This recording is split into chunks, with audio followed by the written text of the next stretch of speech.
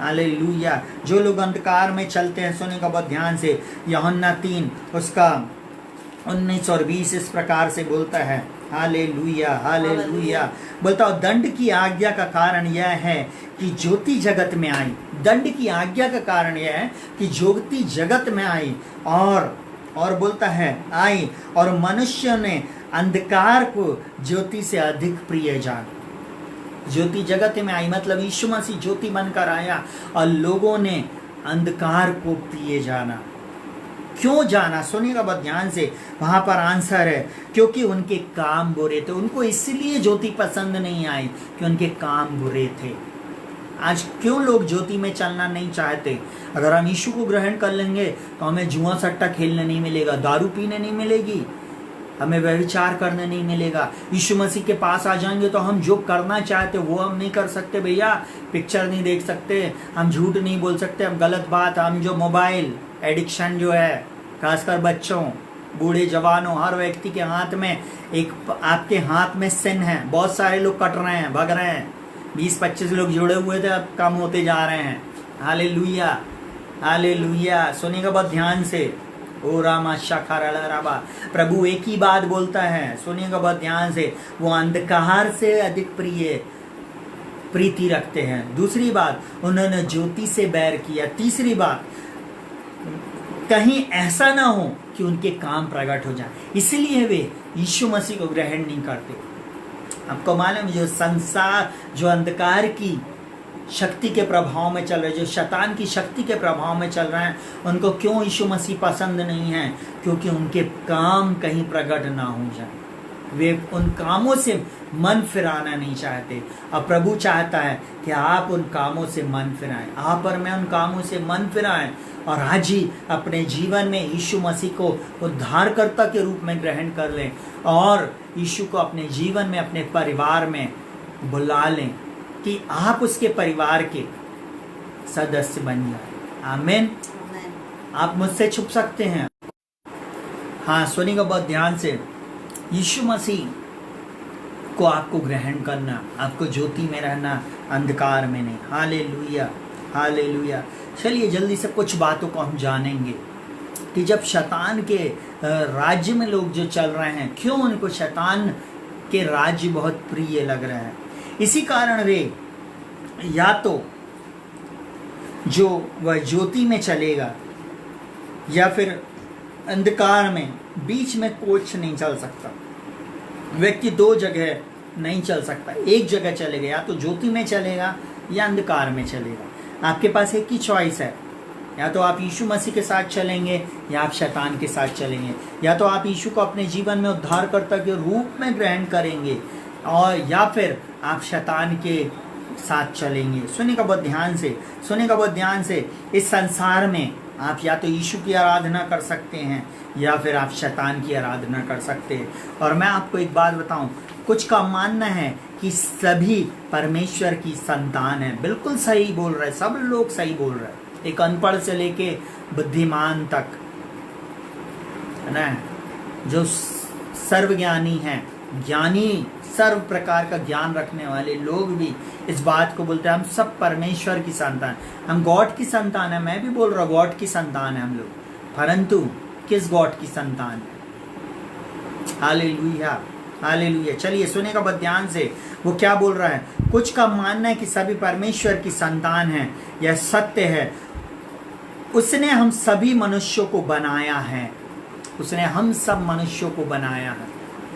हमारा परमेश्वर ने हम सब मनुष्यों को अपनी स्वरूपता और समानता में बनाया है, और वो नहीं चाहता कि कोई भी व्यक्ति नाश हो। Hallelujah hallelujah.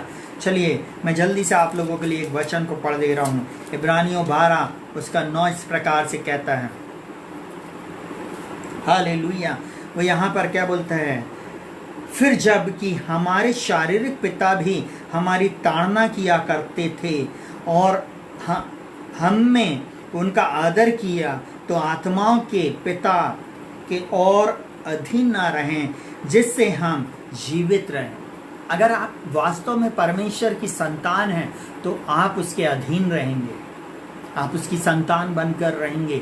आपको उसकी जो ताड़ना, जो उसकी आज्ञा को मानना है, उसको आप मानेंगे। क्योंकि जब हम शारीरिक पिता की, जो हमारा इस संसार में हमारे जो पिता हैं, वो हमारी ताड़ना करते हैं हमको सही ट्रैक पे लाने के लिए, तो हमारा आत्मिक पिता भी तो हमारे को चाहता है कि हम उसकी आज्ञाओं को माने, उसके वचन को हम माने, जो उसने हमसे बोला है हम उन बातों को करें। यीशु मसीह के नाम में वो चाहता है कि आप और मैं उन बातों को करें जो वो हमसे चाहता है। जल्दी से सुनिए का बहुत ध्यान से, वो क्या बोलता है, तो हम आत्माओं के पिता के अधीन रहना सीखें, जिससे मैं और आप उसके साथ जीवित रहें। आमीन। मैं और आप अगर जीवित रहना चाहते हैं, भले चंगा रहना चाहते हैं, तो परमेश्वर की आज्ञाओं को और परमेश्वर के पुत्र प्रभु यीशु मसीह को अपने जीवन में उद्धारकर्ता के रूप में ग्रहण कर लें। उसी में दूसरा पॉइंट हमें समझने की ज़रूरत है कि आदम ने पाप किया, जिसके कारण आत्मिक मृत्यु और शारीरिक और कहना चाहिए आत्मिक रूप से, लोग कहना चाहिए आत्मिक रूप से मर गए और वे शारीरिक और सांसारिक हो गए। हमारी जो आत्मिक आंखें थी वो टोटल क्लोज हो गए और हम क्या हो गए, सांसारिक बन गए। सुने का बहुत ध्यान से, वो यहाँ पर क्या बोलता है, बोलता है जिसके कारण वह आत्मिक जीवन से शारीरिक और सांसारिक जीवन में आ गया। और लिखा हुआ है उससे, उसके ऊपर से परमेश्वर की प्रभुता हट गई, वह शैतान की प्रभुता में चला गया और उसके स्वभाव में डर आ गया। आज अगर डर का सबसे बड़ा एक कारण है अगर लोगों के पास, तो वो ये है कि वे परमेश्वर की प्रभुता से दूर हो गए, इसलिए वे डर के अधीन में आ गए, वे शैतान के फंदे में फंस गए। आज पूरा संसार भय के वातावरण में है। कल क्या होएगा, बिजनेस का क्या होएगा, जॉब्स का क्या होएगा, बच्चों का क्या होएगा, ये बीमारी, ये महामारी से क्या हम बचेंगे है नहीं, कहीं हमको ये वायरस ख़त्म तो नहीं कर देगा, किल तो नहीं कर देगा। हर व्यक्ति के अंदर में कहीं ना कहीं एक क्वेश्चन है, कहीं ना कहीं एक छुपा हुआ गुप्त में डर है। और प्रभु चाहता है कि हम डरे नहीं। परमेश्वर की संतानों को डरने की आवश्यकता नहीं है। परमेश्वर हमें डरने के लिए हमें नहीं बनाया है, हमें डरना नहीं है। परमेश्वर चाहता है हम विजयी हैं लोग हैं, हम आशीषित लोग हैं, हम विजय में चलना सीखें। हालेलुया, हमें विजय में चलना सीखना है। हालेलुया। और यीशु मसीह हमें चाहता है, सुने को बहुत ध्यान से, उत्पत्ति 3:9-10 में क्या बोलता है, सुनिएगा बहुत ध्यान से। यहाँ पे लिखा हुआ, तब यहोवा परमेश्वर ने पुकार कर आदम से कहा, तू कहाँ है? उसने कहा, मैं तेरा शब्द बारी में सुनकर डर गया, क्योंकि मैं नंगा था इसलिए छिप गया। जब पाप मनुष्य के जीवन में आया, जब शैतान की प्रभुता के अंदर में जब मनुष्य ने अपने आप को सौंप दिया, तो पाप के कारण डर भी आ गया, भय भी आ गया। पाप के कारण उनकी शारीरिक आंखें खुल गई और आत्मिक आंखें बंद हो गईं। वे लोग इस बात को समझने लगे कि वे नंगे हैं और परमेश्वर की महिमा से रहित हो गए। बाइबल एक बात बोलती है, सबने पाप किया और सब परमेश्वर की महिमा से रहित हैं। आज लोग क्यों महिमा से रहित हैं? क्योंकि वे परमेश्वर को नहीं जानते। आप परमेश्वर को, जीवित परमेश्वर को जानना, वो ज्योति में है और आपको ज्योति में चलना, आपको उसके साथ सहभागिता करना है। Hallelujah, hallelujah, hallelujah. चलिए तीसरी बात इसी में हम जानेंगे, जो अंधकार में चल रहा है। आदम को यह डर कहाँ से मिला, जबकि परमेश्वर से डर नहीं आता? बाइबल साफ बोलती है, सुनिएगा बहुत ध्यान से। 2 तिमोथी 1:17 में ऐसा बोलता है, परमेश्वर ने हमें भय की नहीं परंतु सामर्थ, संयम और प्रेम की आत्मा दिया है। परमेश्वर ने हमें भय की आत्मा नहीं दिया, शैतान के द्वारा ये भय लाया गया है। ये भय अगर किसी के थ्रू आया है तो वो है शैतान। और ये कहाँ से उत्पन्न हुआ? ये अदन की वाटिका से आया। भय कहाँ से सबसे पहले आया? तो भय आया अदन की वाटिका से। जब परमेश्वर ने आवाज दिया, आदम आदम तू कहाँ है, वो डर गया। क्योंकि शाम को वो मिलने आता था आदम से, बातचीत करने आता था, उससे संगति करने आता था, उससे फेलोशिप करने आता था, उससे मेल मिलाप करने के लिए उससे मिलने आता था कि कहाँ है। और उस समय आदम डर गया, क्योंकि अब वो शरीर में आ गया, वो संसारिक बन गया, वो आत्मिक रैम से वो संसारिक और शारीरिक रैम में स्तर पे आ गया। वो आत्मिक स्तर से गिरकर वो शारीरिक और संसारिक स्तर पे आ गया। इसलिए हमें समझना है। चौथी बात, डर अदन की वाटिका से आया। हालेलुया। और ये पाप के कारण आया।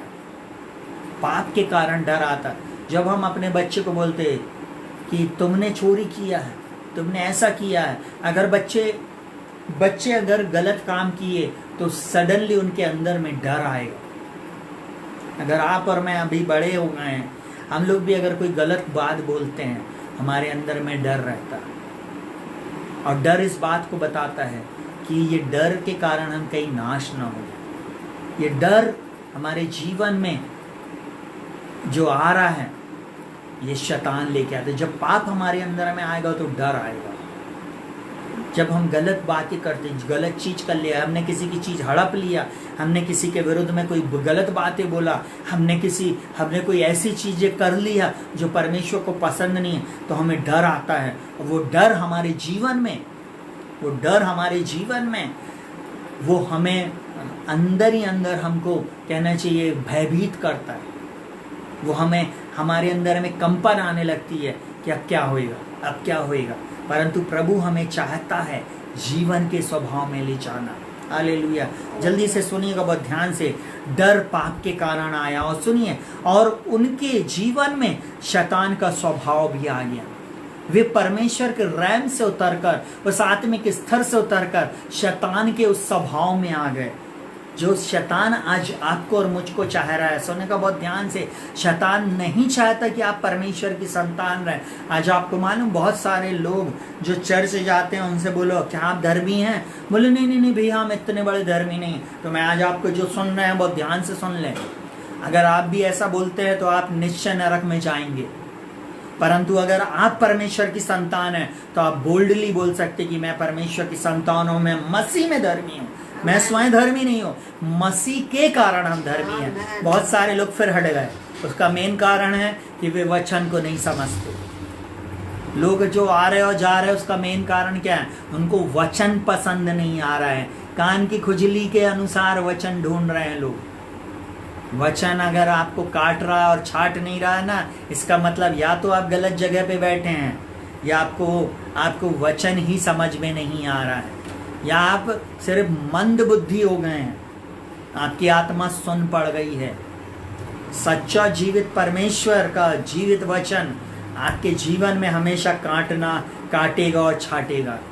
बाइबल साफ बोलती है, यीशु मसीह बोलता है यूहन्ना 15 में, मेरा पिता किसान है, जो डाली मुझ में रहती और नहीं फलती उसे वो काटता और छाटता। वचन ही है जो काटता और छाटता है और फैसले की वेदी पे लेके आता। वचन ही है जो मुझको और आपको सही रीति से सही शेप देता है कि हम और फल लेके आए और फलवंत हो जाएं। हालेलुया। सुनिएगा बहुत ध्यान से। वो यहाँ पर क्या बोलता है? उस शैतान के स्वभाव में आ गया। और पौलुस इस बात को बहुत अच्छे से बताते हैं। रोमियो 5:17 के अनुसार, मैं जल्दी से आप लोगों के लिए पढ़ दे रहा हूँ। वो यहाँ पर क्या बोलता? क्योंकि जब एक मनुष्य के अपराध के कारण मृत्यु ने उस समय एक ही के द्वारा राज किया। हालेलुया। एक मनुष्य के द्वारा शैतान ने सबके ऊपर राज किया। मेरे और आपके आत्मिक माता पिता जो पहले कौन थे? आदम और हवा। वो अब शारीरिक हो गए थे। उन्होंने जब पाप किया तो उस अदन की वाटिका से उनको निकाल दिया गया। वे पाप में पड़ गए। वे पाप के कारण उनके स्वभाव बदल गया, सब कुछ चेंज हो गया और सारी चीजें उनके जीवन में परिवर्तित होती चली गई। समझ रहे आप? सुनेगा बहुत ध्यान से। वो यहाँ पर क्या बोल रहा है?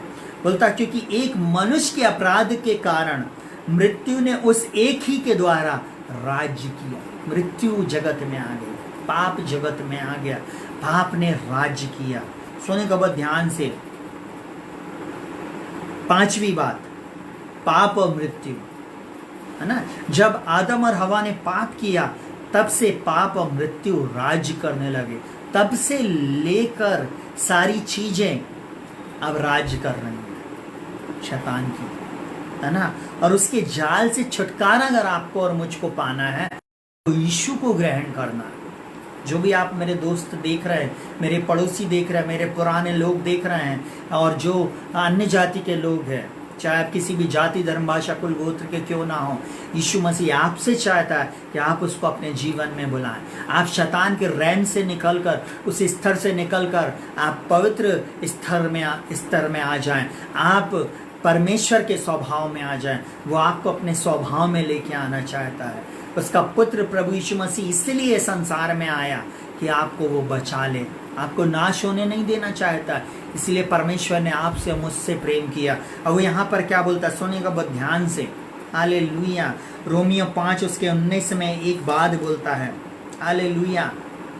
बोलता है जितने भी लोग जो पैदा हो रहे थे वे सब पाप के अधीन में हो रहे थे, वह पाप में जन्म ले रहा है। और ये बात हमें इस बात को बताती है रोमियो 5 उसके 19 में, क्योंकि जैसा एक मनुष्य की आज्ञा ना मानने से बहुत लोग पापी ठहरे, बहुत सारे लोग क्या हो गए, आज्ञा ना मानने के कारण पापी ठहरे। हालेलुया। आज्ञा ना मान, आज भी अगर आप आज्ञा नहीं मान रहे, आप परमेश्वर के वचन के अनुसार आप नहीं चल रहे हैं, इसका मतलब आप पाप में जीवन जी रहे हैं। चलिए छठवीं बात, परमेश्वर ने आदम और हवा को वस्त्र पहना है। परमेश्वर की एक योजना है कि वापस पाप से निकालकर और उस भाग से निकालकर जो शैतान ने, जो कहना चाहिए आदम और हवा के जीवन में पाप लेके आया, परमेश्वर इस बात से खुश नहीं हुआ कि उसने आदम और हवा को अदन की वाटिका से निकाल दिया, परंतु वो चाहता था कि उनके साथ फिर से संबंध को जोड़ ले, फिर से वो संबंध में लेके आना चाहता था। तो उसने क्या किया, उसने एक योजना बनाया। और सबसे पहले पाप में जाने के कारण उनकी आत्मिक आंखें बंद हो गईं और शारीरिक खुल गई, और उन लोगों ने जाना कि वे लोग नंगे हैं। तब परमेश्वर ने क्या किया, छठवीं बात, परमेश्वर ने उन्हें वस्त्र पहनाए। वहाँ पर क्या किया, वहाँ पर उसने एक मेमने को वहाँ पे बलिदान किया। सुनेंगे बहुत ध्यान से। और यहोवा परमेश्वर ने आदम और उसकी पत्नी के लिए चमड़े के अंगरखे बनाकर उनको पहनाए। हालेलुया। पहला वस्त्र उनको चमड़े का वस्त्र स्वयं परमेश्वर ने पहनाया कि बेटा आप नंगे हो, आप ये वस्त्र को पहन लो। भले ही अदन की वाटिका से उनको बाहर निकाल दिया था, उस आशीष की जगह से अलग कर दिया था, उन सब आशीषों से अलग कर दिया था, इवन वो श्राप के अधीन पहुंच गए थे। उनने आदम और हवा को श्राप नहीं दिया, परंतु उसने भूमि को श्राप दिया। अब बोला अब भूमि तेरे कारण श्रापित है, अब वो अब तेरे लिए ऊंट कटारे उगाएगी और तू माथे का पसीना बहाएगा और दुख के साथ रोटी को खाएगा। इसलिए आज पूरा संसार दुख की रोटी खा रहा है। हालेलुया। इसलिए आज और आप मेरे को धन्यवाद करने का ये विषय है कि प्रभु ने हमें सुरक्षित और जीवित रखा है। आज हम अच्छे वस्त्र पहन रहे हैं तो परमेश्वर के अनुग्रह के कारण हम पहन रहे हैं। चलिए सातवीं बात हम लोग जानेंगे। हालेलुया।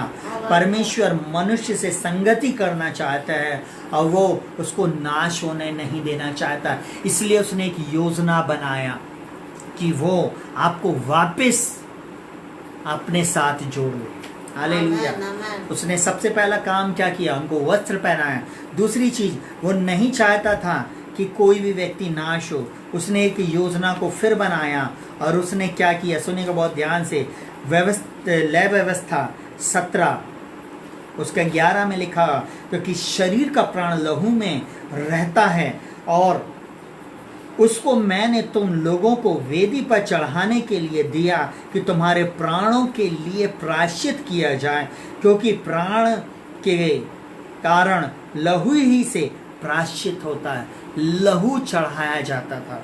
पहले एक मेमना बलिदान किया जाता था, जिससे पाप क्षमा नहीं होते थे परंतु पाप ढप जाते थे, आपके पाप ढप जाते थे।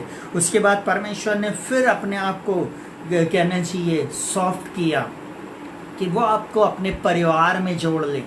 इसलिए उसने एक योजना बनाया कि आपके पापों और अपराधों को वो ढांपे, और उसने वहाँ पर एक कार्य को रखा कि आप क्या करें, हर वर्ष मेमने का बलिदान चढ़ाएं। हालेलुया।